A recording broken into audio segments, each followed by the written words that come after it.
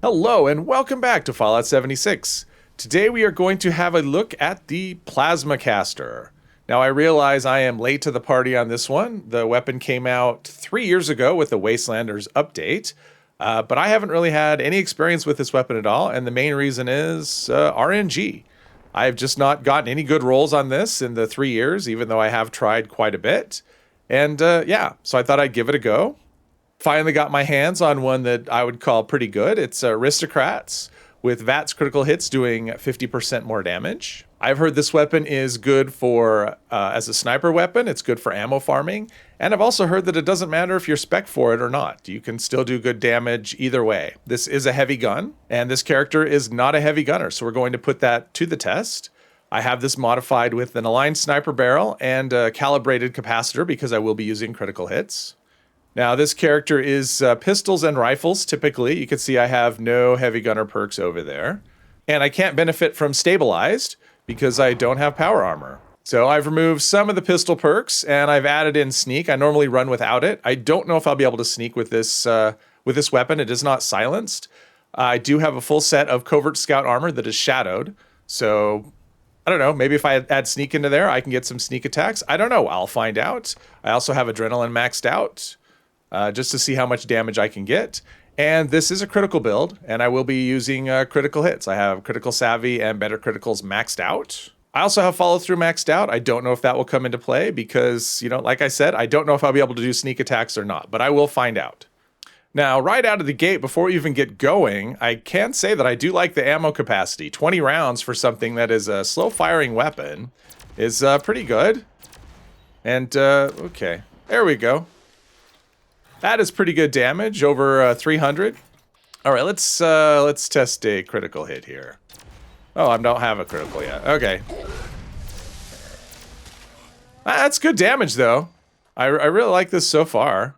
And the fire rate's pretty good. I mean, if you're used to using a lever action or a hunting rifle, this seems to have a... I didn't actually check the fire rate, but this feels like it's a pretty fast fire rate. So now we got a critical hit, and 2,200 damage. That's pretty good.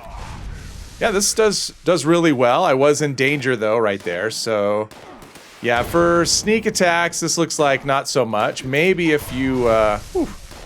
Yeah, critical hits. This will wreck things with critical hits, it seems like. Or even regular hits. Just 2 shots with regular hits. And I'm doing crits about every 3rd shot. So... But yeah, so I'm in danger, so I'm getting no benefit from sneak, and yeah, the damage is pretty solid.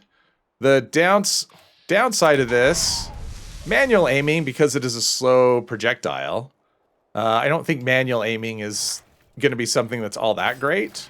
Yeah, the reloads are kind of slow. I mean, it's like a heavy gun in terms of reload. Okay, why isn't... There we go. Boom. Oh, I almost died right there. That was what was going on. I was getting wrecked. But so far, yeah, I mean, there's no sneaking, and I have no idea, so I won't even try to sneak. There's no point to it, it seems like. I did hear a dog. There we go. Now, I don't know, and maybe someone will tell me in a comment, if I ran this at low health, and so if I had, like, crazy high agility with unyielding armor, if that would be enough to get sneak attacks with this, I just don't know. But stuff dies so quickly. I mean, 2 shots with no criticals and no sneak. Wow, this thing does really amazing damage. I like this. And it's really ammo efficient. I mean, 1 to 2 shots for kill. That's pretty nice. And of course, I'm not looting. I should be, but I'm not looting, so I'm sure I could get some of that ammo back. I do find it a little strange that we have such a VATS, such a good VATS weapon that's designed as a heavy gun. So I don't know that people tend to... where's your fusion cores? Yep, fusion cores. That's always the way to go with sentry bots. I don't know that a lot of people run VATS with heavy guns. I mean, I don't. When I play my heavy gunner, I don't do a lot of VATS. Although this gun could make me change my mind on this. Yeah, critical hits, lower damage against robots, but they tend to be armored pretty well. But yeah, this could actually get me to try a heavy gunner build and power armor. This thing is so good. Wow, I'm really impressed.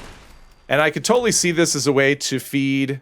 I mean, that's what I've been told. So you have a plasma flamer, and use this weapon in daily ops to just farm your plasma ammo, and then use the plasma flamer with the ammo that you farmed using this. So I could see that as a really good 1-2 combination. All right, let's try our hand at a Scorch Beast, something that's flying. Now, one thing I will say, since you're not sneaking, I mean, Covert Scout is great armor for stealth, but it's not necessarily your strongest option. And it's not like an Overeater set or anything. So it's not necessarily the strongest option for something like this, where you're going to be, okay, that's critical hits. Ooh, nice. 1,000 damage for critical hits. That is pretty good, and the AP cost actually seems pretty reasonable. I mean, if you got one that had reduced AP cost. All right, I'm getting a little bit of lag. He doesn't seem to be taking damage. Whoa, okay. Oh, reload. Okay, that's what's going on. Reload. Yeah, I'm not necessarily the best armored character to be taking on enemies this way, but it's still going all right. I mean, they don't live very long. Wow, okay, and now I have full adrenaline going as well, so now I'm doing a lot of damage. Wow, this thing is great. This is a really good gun. Yeah, this is the kind of gun that makes you just want to run around and just try it on just everything. I really like this. I'm sold. I'm wondering now if there was a way to get your, because I know there's magazines that can add to sneakiness. I mean, if you get your stealth up high enough, you actually might be able to solo Earl with this weapon pretty quickly. I mean, the damage is humongous. Okay, let's start off with a critical hit. 1,300 on a Behemoth. That is pretty good. Another 1,300 there. And he's dead. Wow, okay. That took 7 shots. That's pretty good. And if I can imagine if you're low health, you could do crazy damage with this thing. And especially if you're spec'd for it. Remember, I have no armor penetration, I don't have stabilized, and I don't have any heavy gunner perks. So I think the potential for this gun is huge. All right, there you go. I think you get the idea with this one. Maybe you already had the idea. I know I'm kind of late with this one, but wow, I really like this. This is a cool gun. If you haven't tried it, do it. This is a lot of fun. It does a lot of damage, and it doesn't seem to matter what your perks are. You can just use it, and it's great. So yeah, go ahead and get yourself one. If you enjoyed this video, please hit one of the buttons down below, and I hope you'll join me in the next one. Thank you very much.